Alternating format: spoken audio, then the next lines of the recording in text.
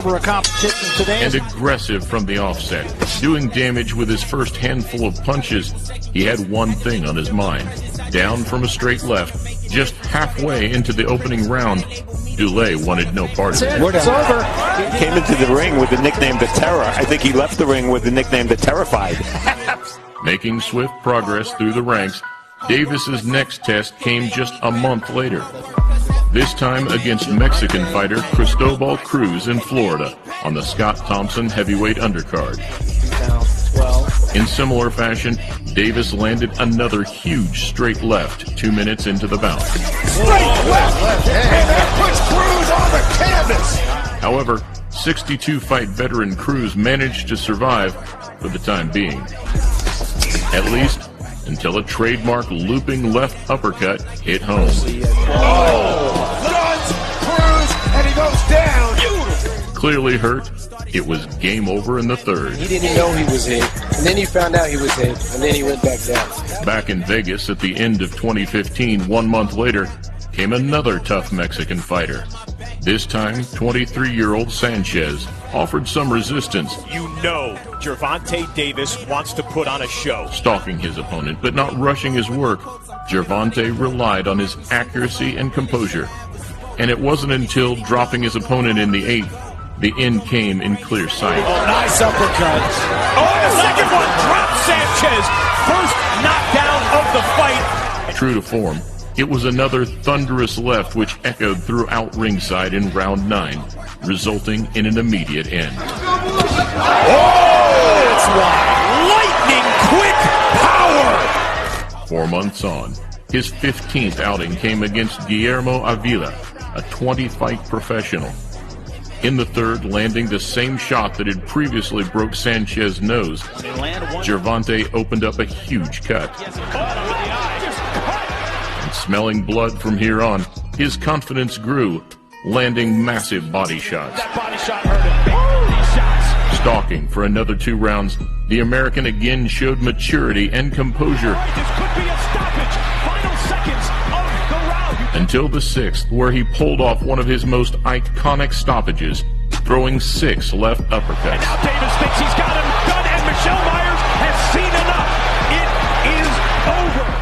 Now with just 33 professional rounds to his name, averaging just 2 rounds per fight, things didn't slow down whatsoever when he faced another veteran Mexican fighter, Mario Macias. We get a first-round look at one of the most hyped prospects in the division, Jim. This time, just 20 seconds into the bout, Tank landed a lunging left hook, one of the most picture-perfect shots of his career. Clean on the temple, his opponent's legs collapsed underneath him, and that's all she wrote. Cue the beaming smiles from his mentor, Mayweather, at ringside. Moving on another 6 months to the DeGale Jack undercard in early 2017.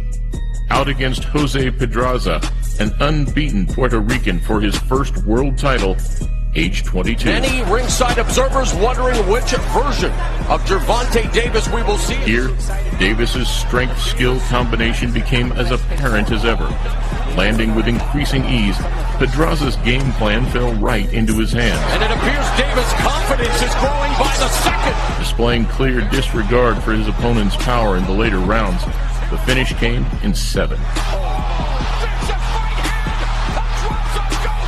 One of his most impressive finishes of today, especially against a fast, certified fighter like Pedraza. New IBF Junior Lightweight Champion of the World. Number 7, and time for a change of scenery. Taking his reputation across the pond to face another unbeaten rising star, Liam Walsh. Ladies and gentlemen, I'm sure you'll agree a terrific contest lined up for tomorrow night at the The Brit fought cautiously, immediately on the back foot, but did enough to keep the Baltimore fighter at bay. That's a big left hand, and Walsh wants to hold on. He knows that he hurt him with that one. Entering the 3rd round, however, Davis found an inevitable opening. Looking for him now, and he's trying to finish it here. And dropping his opponent with a flurry of shots in the 3rd, it was clear Walsh simply couldn't live with the power. Davis unleashed the power shot. There was only going to be one winner. His third fight of 2017 against a third unbeaten fighter. Starting out the aggressor, Fonseca initially put pressure on the American, though the second round saw a reverse in roles as Davis landed with bad intentions. He's so strong with uppercut. From here, Gervonta grew more comfortable through the rounds. Oh, he lands the uppercut. Landing what was deemed a questionable looping left hand in the 8th, his opponent was unable to make the count. And it's over. Look at this. Yes. Not quite the crowning he had hoped for, but a learning curve and exceptional display of power saw the Tank move to 19-0. Returning to the world title picture on the Broner-Vargas card, You ain't with me. Davis was back at the Barclays Center a year ago, scoring 3 quick-fire knockdowns against Cuellar, a sturdy 31-year-old Argentinian. The bell and round 1. The first coming from a crunching left body shot in round 2. The second from a right-hand body shot in the third. And just a minute later, after an accumulation of shots, it was all over. He was open for body shots, so I took the open shots. He now eyed up Mares after putting away a mutual opponent quicker, slicker, and more emphatically. And it looked set to happen, the biggest test of his career, until fight week, with Mares suffering a potentially career-ending eye injury, putting him out of the fight. The specialist, and he said, Abner, you have a detached retina. You're not going to be able to fight. And so stepped in the heavy-handed Hugo Ruiz, also training out of California. Despite a clear size advantage, Ruiz failed to establish a jab early on and was unable to answer the American shots and movement. Fatal against a fighter as sharp and dangerous as Gervonta Davis. And down goes Ruiz in the first round. His 23rd bout, now possessing 20 knockouts, which leaves